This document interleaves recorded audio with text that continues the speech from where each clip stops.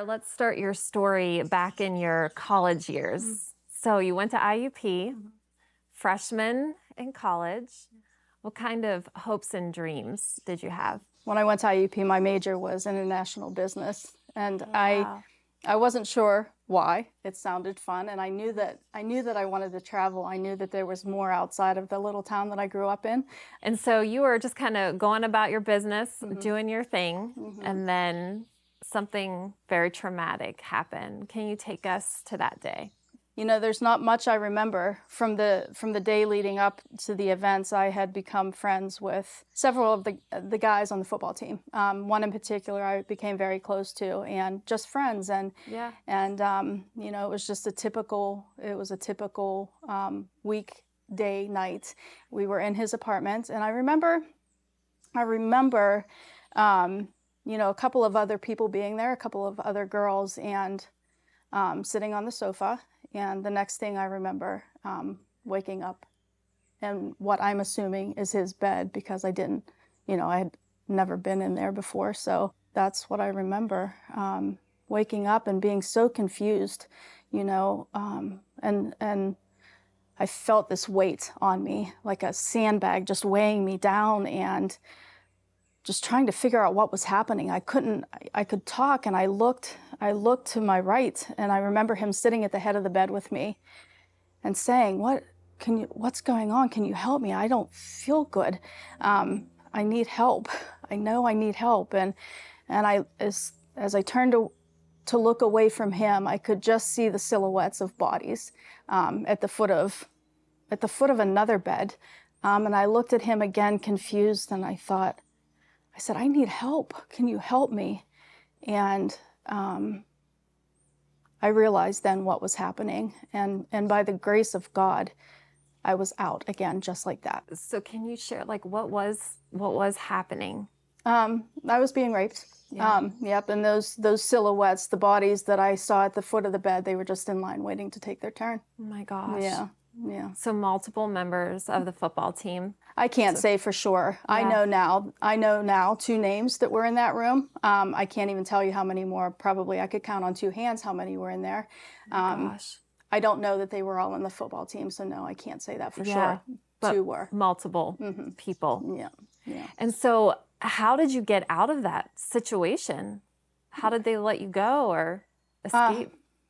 I woke up again in the morning. Wow. What I remember is the morning, and I remember calling my girlfriends for help.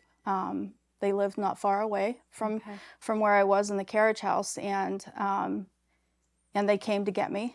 And I just remember that the next couple of days, I couldn't function really. There was such a hangover kind of feeling that consumed me. And I know now, you know, what happened. I was given something, you know, a date rape drug, for sure. They slipped something into my drink. And I didn't realize until years later when I was watching the Oprah Winfrey show. Yeah. And somebody had been explaining their experience,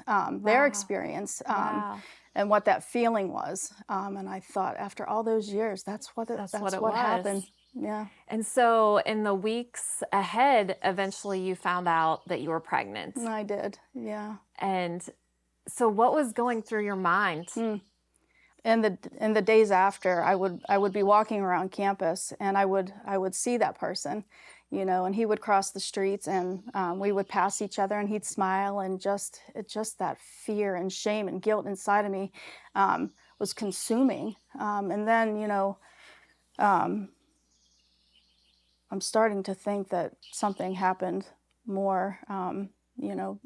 I'm sure it's so foggy and unclear. Yeah. Right. But realizing that I may be pregnant, and I didn't know. I remember walking around that campus so lost. I would go and I would stand in front of the campus police and think, should I go tell? And that was scary, because they had been calling my dorm room, you know, for days, and threatening me if I spoke. They would hurt me, and I believed them. They had already proven what they were capable of. Right. So I believed them, and I didn't know that anybody would believe my story anyhow. Yeah. You know, when they called, they would tell me my whereabouts on campus all throughout the day. Somebody was following me, you know, Wow. that whole time. And I would stand in front of, like I said, I would stand in front of the campus police and wonder if I should go in and share my story. And I just never did. But I Okay. also would go in front of, and I can't remember if it was a Planned Parenthood at that time, Yeah. I know that there was something on campus, and I remember just wandering around myself. I couldn't tell anybody what happened. Wow. And I would stand in front of Planned Parenthood or whatever it was at that Yeah. time on campus, and trying to decide, what should I do? I can't be a mom. I'm a kid, Right. and I can't tell anybody what happened. You know what? I just didn't have any idea what I was supposed to do. Something stopped me from going through those doors. It was God, Oh, for wow. sure. How did you get to the place where Mm. you decided, yes, I'm going to keep this baby?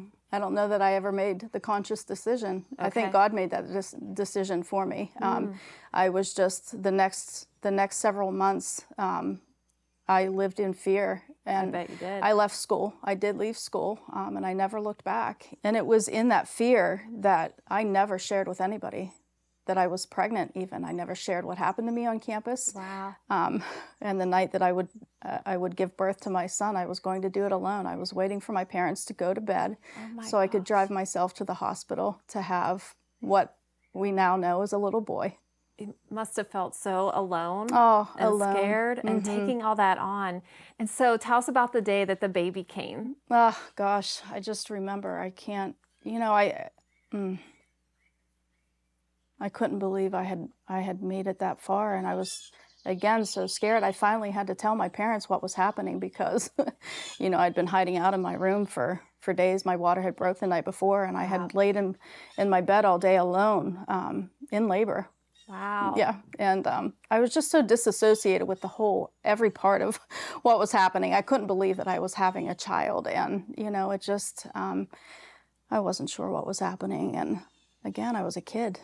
Right. But I get to the hospital, and I have this beautiful little boy, and I remember them taking him away from me at that time, just as they do. Sure. I didn't know Right. what to expect because I didn't go to a doctor. I didn't do anything. I didn't do Wow. any of that. I Wow. didn't know what to expect, but just that little guy. Yeah. What a miracle Yeah, of absolutely life. a miracle. And so he's an adult He's an adult now. right? Yes. And He's doing well. oh, thriving. Yeah, so beautiful. What Yeah, a- what a beautiful life. Absolutely. Just God's faithfulness through Yeah. it all. Absolutely, every And part. so through this journey then, so you felt you had this baby, and then like how did you start to heal? When did things start changing for you? I would have more pregnancies after Zach. Okay. And I have 4 beautiful children that are with me, well, grown and out on their own now. Right. But Right. I never started that healing journey, not until 7 years ago. I was diagnosed with cancer, late stage cancer, and Wow. given a year to live. And, you know, cancer saved my life. Wow. That's when everything changed for me. I met Jesus in a radiation tunnel. Yep. I had to be steeled enough. I was in a body cast from head to toe. They form this mold around you, like a mummy. You can't move because the radiation is so intense Yeah. that if it hits any other organ in your body, it will be damaged. Right. And the help would be the cause of my death, Wow. quite possibly. Wow. So he would meet me there. He needed me to be still because I am a little all over the place. Okay. I am all over the place, and but he needed me. He needed me right then and right there. Yeah. So, I mean, what was that experience like meeting Jesus there? Whoa, just so beautiful. It was my first taste of freedom. Wow. You know, what would be the second worst part of my life?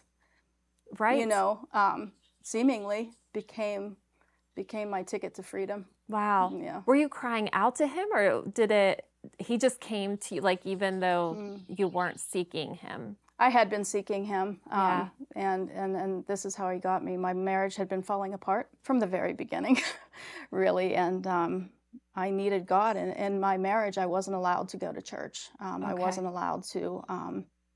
I wasn't allowed to partake in any part of that. My husband was a Jehovah's Witness, and Wow. You know, there's just nothing outside of their truth. And I was threatened with divorce and leaving. And, you know, I had been convinced, not just by my husband at that time, but by other people. They told me that night at IUP, they told me who I was that night. And I believed that about myself. And any relationship after, it was just it just perpetuated and became worse. And I believed every part of that. And so, yes, I had been, because I was exhausted. I was tired. I knew I needed God. And not until cancer was I able to. And so you're still alive. I'm very alive. Yeah. So God saved your life. Tell us, where are you today? Where has He brought you? Oh my gosh, I am experiencing such freedom and happiness and joy, pure joy, truly. And that's my identity is in Christ. Yeah, I know who I am now. Yeah. It's not who they said I was. Oh gosh. Chosen. Yeah. Loved. Accepted. Absolutely. Free. Yeah. After my bout of cancer and my healing process, you know, God spoke to me very clearly one day in church, and He said, "You will stand in front of the nations and share your story." And I laughed, because I don't. I won't. I'm not that person. And God laughed back. But He has taken me to a place, and you know, it was still scary. It was time to share my story, and He told me that, and that took a lot of time. And you know, through a series of events leading up to that, I knew precisely what I was supposed to do: share my story and help come alongside other women that have experienced what I've experienced. So yes, my organization is called Rise, and we are just showing up for women. It's something new every day. You know, and I'm getting to share my story, and in that sharing, it's able to allow them to share their story, even if it starts with a whisper. It's their first taste of freedom, and I get to experience that every day, truly. And it's been the most beautiful thing that's ever happened to me. And so can you give us like one example of a woman that you've had a chance to kind of come alongside her? Yeah, there's so many. It's hard to pick, but I will tell you about a young woman that I, just in the last couple of weeks, I got a call from a crisis pregnancy center in another county, a neighboring county, and there was a woman in crisis, and could I go find her? And I didn't know what I was walking into. I had no idea, really. I knew that she was fleeing a domestic situation. So I went, and I met her on the floor of a library, in a moment that we thought she was losing her child. And up until that point, she had been planning to have an abortion, and living life as it was, as she had been before. Not expecting to keep this child. So I get to her, and you know, we call the ambulance and we call the police, and we are able to get her to a hospital nearby. And you know, God just went before me and made a way. He allowed me to be in that space with her. And even in that hospital, you know, she said, "I heard my baby's heartbeat. I'm keeping my baby."